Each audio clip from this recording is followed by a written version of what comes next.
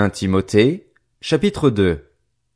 J'encourage donc avant tout à faire des demandes, des prières, des supplications, des prières de reconnaissance pour tous les hommes, pour les rois et pour tous ceux qui exercent l'autorité, afin que nous puissions mener une vie paisible et tranquille, en toute piété et en tout respect.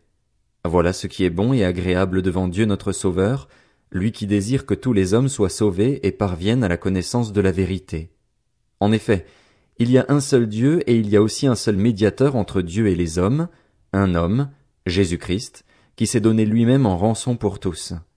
Tel est le témoignage rendu au moment voulu et pour lequel j'ai été établi prédicateur et apôtre, je dis la vérité devant Christ, je ne mens pas, chargé d'enseigner les non-juifs dans la foi et la vérité.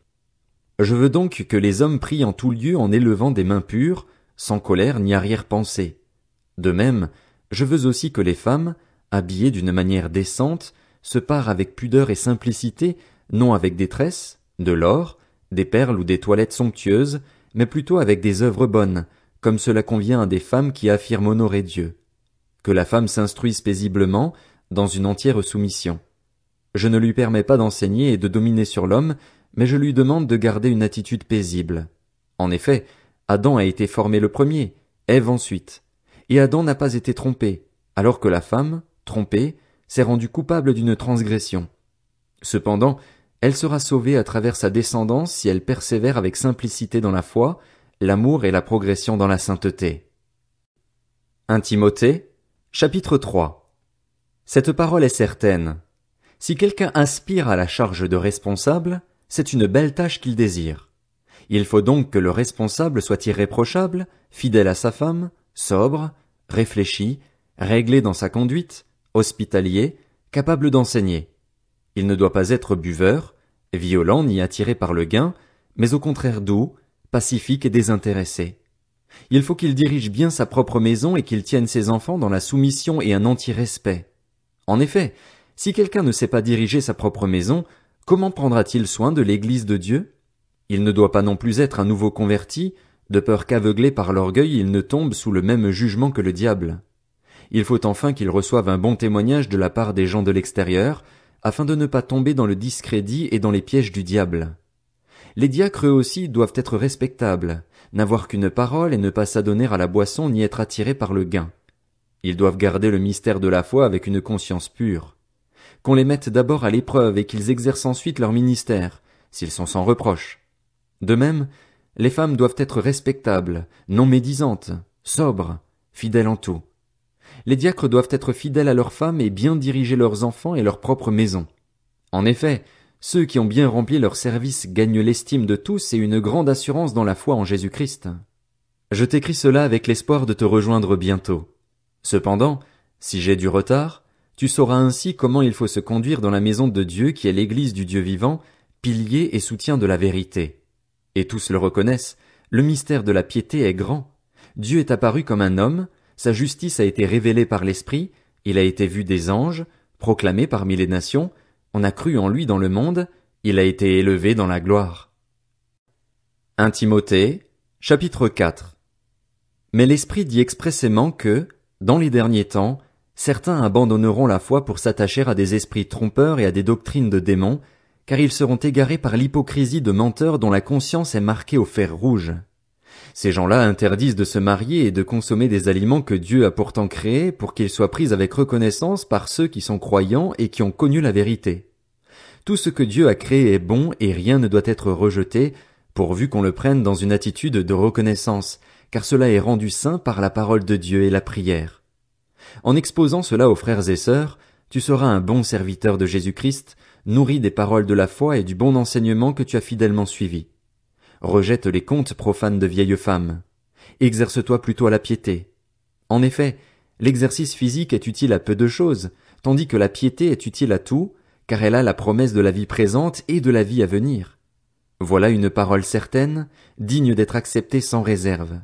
C'est dans cette perspective en effet que nous travaillons et que nous nous laissons insulter, parce que nous avons mis notre espérance dans le Dieu vivant qui est le sauveur de tous les hommes, et en particulier des croyants.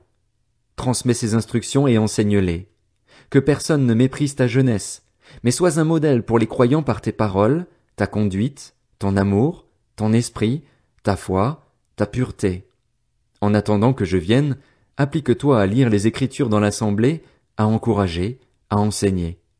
Ne néglige pas le don que tu as reçu, celui qui t'a été donné d'après une prophétie lorsque le conseil des anciens a posé les mains sur toi. Occupe-toi de ces choses, donne-toi tout entier à elles, afin que tes progrès soient évidents pour tous. Veille sur toi-même et sur ton enseignement. Mets-y de la persévérance, car en agissant ainsi, tu te sauveras toi-même ainsi que ceux qui t'écoutent. 1 Timothée, chapitre 5. Ne reprends pas le vieillard avec dureté, mais encourage-le comme un père. Encourage les jeunes gens comme des frères, les femmes âgées comme des mères, celles qui sont jeunes comme des sœurs, en toute pureté. Honore les veuves qui sont vraiment veuves. Si une veuve a des enfants ou des petits-enfants, qu'ils apprennent à exercer la piété d'abord envers leur propre famille et à rendre à leurs parents ce qu'ils ont reçu d'eux, car cela est agréable à Dieu. La vraie veuve, celle qui est restée toute seule, a mis son espérance en Dieu et persévère nuit et jour dans les supplications et les prières. Par contre, celle qui vit dans les plaisirs est morte, bien que vivante. Donne-leur ses instructions afin qu'elles soient irréprochables. Si quelqu'un ne prend pas soin des siens, et en particulier des membres de sa famille proche, il a renié la foi et il est pire qu'un non-croyant. Pour être inscrite sur la liste, une veuve ne doit pas avoir moins de 60 ans. Il faut qu'elle ait été fidèle à son mari et qu'elle soit connue pour de belles œuvres, qu'elle ait élevé ses enfants, exercé l'hospitalité, lavé les pieds des saints, porté secours aux opprimés, cherché à faire le bien en toute occasion. Par contre, écarte de la liste les jeunes veuves, car lorsque leur désir les dresse contre Christ, elles veulent se remarier et se rendent ainsi coupables d'avoir rompu leur engagement initial. De plus, étant désœuvrées, elles prennent l'habitude d'aller de maison en maison. Et non contentes d'être désœuvrées, elles se montrent encore bavardes et indiscrètes en parlant de ce qu'il ne faut pas. Je veux donc que les jeunes veuves se marient, qu'elles aient des enfants, qu'elles dirigent leur maison, qu'elles ne donnent à l'adversaire aucune occasion de dire du mal de nous. En effet, certaines se sont déjà détournées pour suivre Satan. Si un croyant, homme ou femme, a des veuves dans sa famille, qu'il les assiste et que l'Église n'en ait pas la charge, afin qu'elle puisse aider celles qui sont vraiment veuves. Que les anciens qui dirigent bien soient jugés dignes d'une double marque d'honneur, surtout ceux qui travaillent à la prédication et à l'enseignement.